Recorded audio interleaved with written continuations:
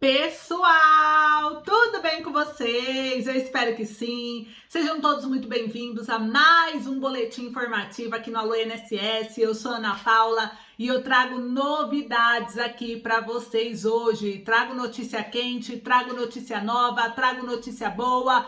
Olha só essas matérias que saíram, pessoal. Prepare-se aí porque eu vou falar do 14º salário INSS parcela única agora na gestão do Lula. Vou trazer para vocês aqui mais outras 3 notícias que são extremamente importantes. Decisão, mais uma decisão aí do próprio STF, né? Na verdade, tem 2 novidades aí do STF também para vocês. Então eu vou trazer tudo aqui nesse boletim informativo. Se fosse você aposentado, pensionista, eu não sairia desse vídeo por nada, porque ele está cheio de informação importante para quem recebe benefício do INSS. Então, senhoras e senhores, sejam muito, mas muito bem-vindos a mais um boletim informativo aqui do nosso canal. Você está no Alô INSS, o canal de notícias previdenciárias e também outros direitos para quem é aposentado e pensionista. Esse é o canal do aposentado e pensionista. O Alô INSS é um dos maiores canais de previdência social do país e é uma grande honra, é uma grande satisfação ter cada um de vocês aqui diariamente conosco. Eu sou muito grata pela confiança que vocês têm na nossa informação, no nosso trabalho. E eu vou trazer aqui agora para vocês notícias em primeira mão. Então, se eu fosse você, não perderia esse vídeo, não sairia desse vídeo, fica comigo aqui até o finalzinho, combinado? Bom, pessoal, sem mais demora, já convidei vocês aí a se inscrever no canal, né? Já deixar o like, só comenta pra mim de qual cidade vocês falam. Vocês são de onde? Quem é que tá aí comigo? Vão comentando aí que tem notícia importantíssima aqui, decisão, ó, que vai deixar muita gente de cabelo em pé, inclusive, tá? Mas vamos lá, vão comentando aí, eu vou trazer a primeira informação. O STF determina a apreensão de CNH e passaporte de endividado inadimplente. Vocês viram essa? Gente, o plenário do STF, Supremo Tribunal Federal, por maioria, autorizou o cumprimento de medidas como a apreensão do passaporte ou da CNH, que é Carteira Nacional de Habilitação, como forma de obrigar devedores a quitarem pendências. As penalidades incluem a proibição de participar de concursos públicos e licitações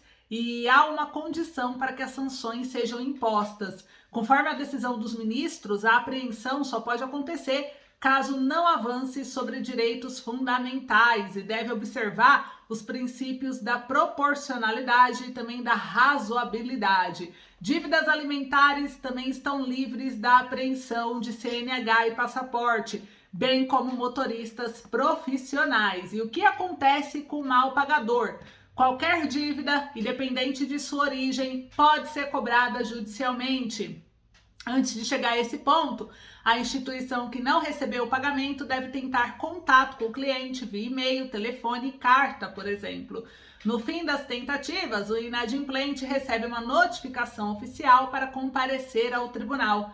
Quem utiliza a CNH para trabalho não será afetado com a apreensão do documento. O dispositivo autoriza o juiz a aplicar todas as medidas indutivas, coercitivas, mandamentais ou subrogatórias para forçar o cumprimento de decisões judiciais. Se houver abusos durante os processos, eles devem ser contestados caso a caso às instâncias superiores. E o devedor com alto padrão de vida perdeu a CNH. Instâncias inferiores do judiciário já vinham aplicando a apreensão da CNH e do passaporte de maus devedores. O Supremo apenas referendou essas decisões. Um exemplo disso foi a recente decisão da 20ª Câmara de Direito Privado do Tribunal de Justiça de São Paulo, que decidiu bloquear a CNH e o passaporte de um devedor que, segundo o tribunal, ostentava elevado padrão de vida.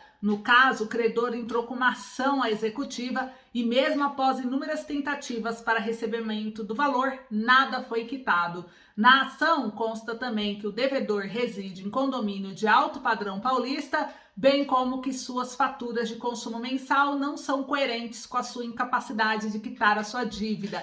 Sua CNH foi retida após a corte entender que o devedor tenta se esquivar de sua responsabilidade. Então, olha só, né, pessoal? Então, a gente viu, isso gerou uma maior repercussão, mas é para vocês entenderem, dívida com alimentação não vai ter a suspensão, porém as outras, qualquer outro tipo de dívida, sim. E aí, só que tem que ter a razoabilidade, como eles estão falando, né? Tem que o credor entrar em contato com você, tentar entrar em um acordo, uma negociação, senão até passaporte, o CNH, pode sim ser suspensa temporariamente até você quitar, tá? Mas aí para isso tem que ter decisão judicial, o credor tem que entrar com uma decisão judicial contra você. Aí na decisão judicial o juiz vai avaliar, né, essa parcialidade, enfim, e aí se o juiz der a sentença, tá dentro da lei, porque o STF analisou e viu que realmente em alguns casos é necessário. Então não é com todo mundo, fica tranquilo, é só quando entra na justiça, tá? O juiz tem que decidir também, então não é automático, você tá lá no SPC Serasa, você não vai mais conseguir dirigir, trabalhar de Uber, fazer as coisas. Não é assim que funciona. Vocês viram o exemplo que eu dei. O cara ostentava. O cara tinha carros de luxo, alto padrão, e morava em um ótimo apartamento, condomínio, né, residencial em Paulista. Então, assim, a gente vê que o cara, as faturas dele não coincidiam com essa questão dele não ter dinheiro para pagar o devedor. Então, o juiz analisou, viu que o caso era válido de suspender a CNH e o passaporte para que ele assuma a responsabilidade dele. Então, ele não pode sair do país, ele não pode dirigir, né? Então, essas coisas, tudo bem? Então, são casos específicos, senão muita gente ouviu que já estava tremendo na base, mas foi isso que aconteceu e por isso que o nosso canal existe, para trazer esclarecimentos sobre essas decisões, porque já começou aquele monte de fake news, aquele monte de gente espalhando coisas que não é bem assim, né? Dando como que eu falo, um olhar assim que foi muito mais grave, mas não, gente, é assim que funciona. Agora, eu quero trazer uma outra informação que eu vou compartilhar aqui com vocês, que é um caso de interesse de vocês, que é sobre uma nova margem social.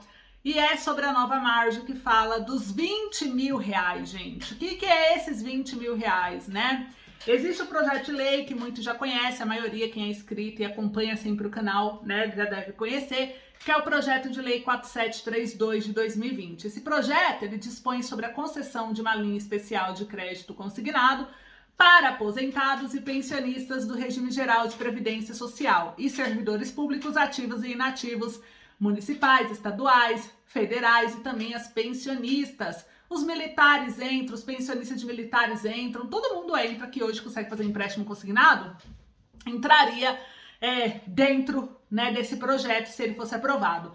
Esse projeto de lei ele foi criado no ano de 2020 pelo deputado Pompeu de Matos. Ele foi criado no objetivo de facilitar uma linha de crédito onde ajudasse os aposentados, os pensionistas, os beneficiários a saírem do endividamento. Por quê? Ana, mas é empréstimo, gente, mas pensa comigo, você ganha um salário mínimo que é R$ 1.302, né? Em breve R$ 1.320. Você ganha esse salário, você paga quase R$ 500 de empréstimo, certo? Aí vamos supor que você tenha a oportunidade de pagar R$ 60, trocar aquela sua parcela de 400 e 500 por uma de R$ 65, por exemplo, uma de R$ 70, uma parcela menos de R$ 100 e você pegar até 20 mil na mão. Percebe? Por quê? Porque o projeto, ele fala o seguinte, né? Ele fala para liberar esse valor de até 20 mil, os bancos públicos, privados, todo mundo estaria autorizado, com a menor taxa de juros que existe. Ou seja, seria 5% ao ano, no máximo, né? 5% ao ano, que seria aí dividido pela metade, porque ele foi alterado o projeto. Então, esse 5% virou 2,5% ao ano, é o que poderia cobrar no máximo. Então, o que aconteceu? Isso é o que está valendo há um mês praticamente, né, da taxa de juros do aposentado. Então, ele pede para limitar um valor de até R$ 20 mil por benefício. O crédito liberado teria carência máxima de 120 dias para começar a pagar. Então, você pegaria os 20 mil hoje, só daqui 4 meses você começaria o pagamento. A contratação poderia ser efetuada com uma taxa de juros não excedente ao ano de 2,5%. O montante dos valores, né, ia ser concedido como uma linha de crédito especial e só após um ano, até um ano depois do término da pandemia, né? O Conselho Monetário Nacional é quem regulamentará as condições e procedimentos que não estiver previsto na lei.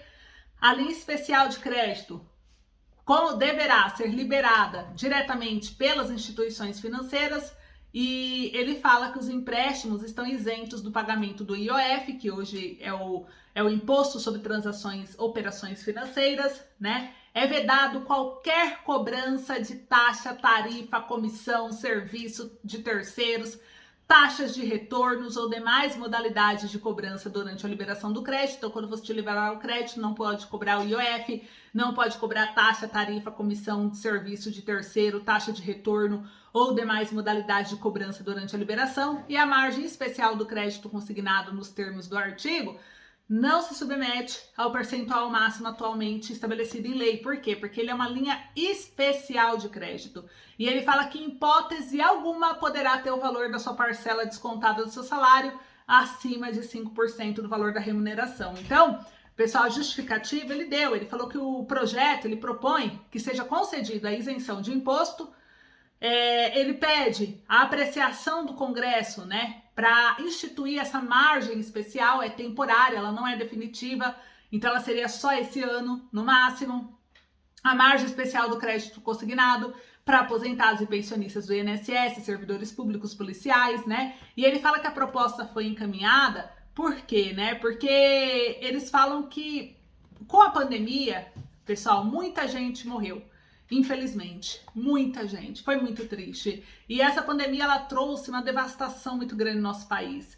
Os aposentados foram quem ajudaram as suas famílias, né? Os aposentados, os pensionistas, servidores, foi um fato que indiretamente atingiu eles.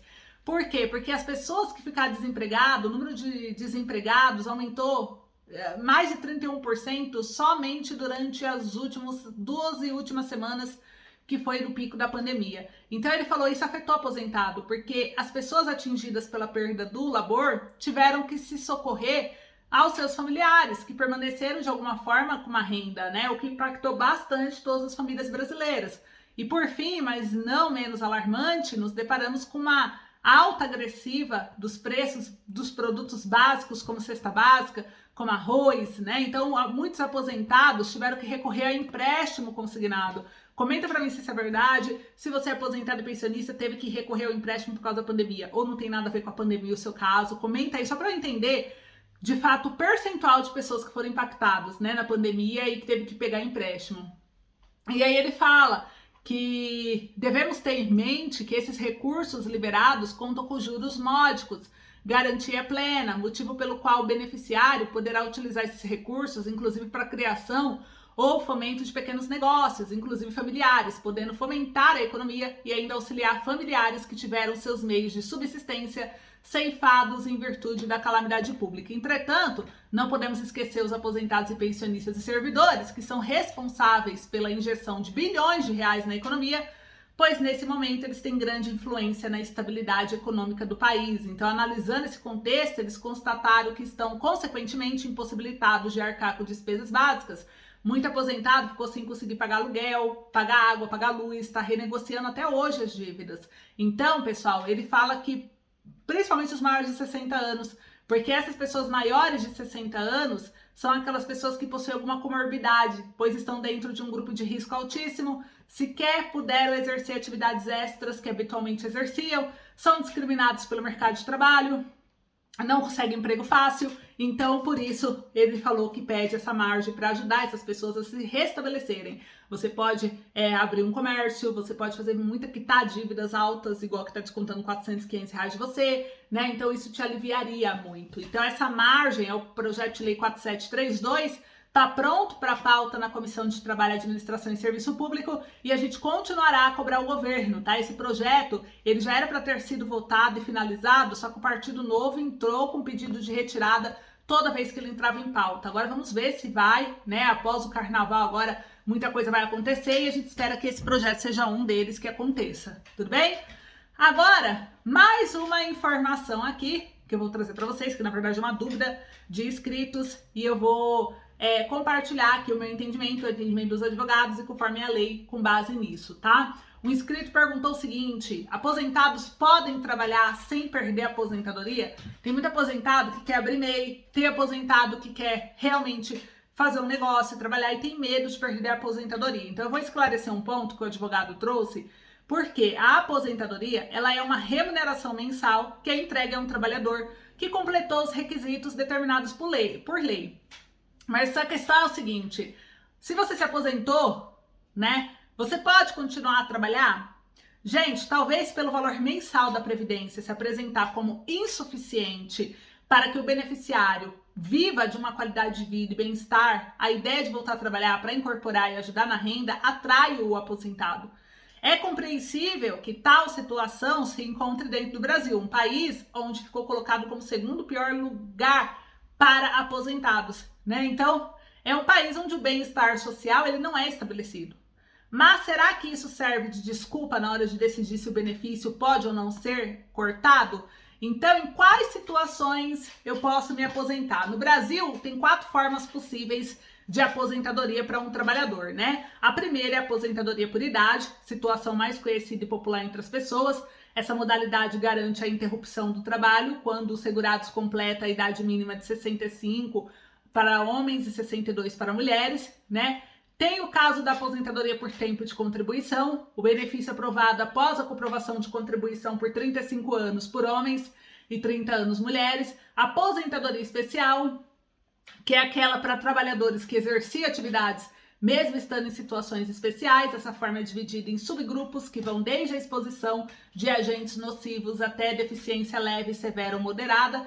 E a aposentadoria por invalidez, que se refere aos casos em que durante o exercício do trabalho ou por consequência dele, ou em alguma outra situação, doença, acidente, enfim, né, o trabalhador se torne incapaz de trabalhar por interferência de doença ou acidente. Então, dentro da aposentadoria, há algumas alternativas para aqueles que desejam retornar ao trabalho sem perder o benefício. No entanto, não são todos os tipos de aposentadoria que podem usufruir dessa situação, tá? A aposentadoria por invalidez. O aposentado por invalidez que retornar voluntariamente à atividade terá sua aposentadoria automaticamente cancelada a partir da data do retorno. Isso está na Lei 8.213, seção 5 da subseção 1 do artigo 46 da legislação, tá? De forma geral, é permissível aos aposentados por idade, por tempo de contribuição e especial continuarem a trabalhar sem perder o benefício. Porém, você que é aposentadoria por especial não pode trabalhar na situação especial. Se trabalhar aí não dá, tá?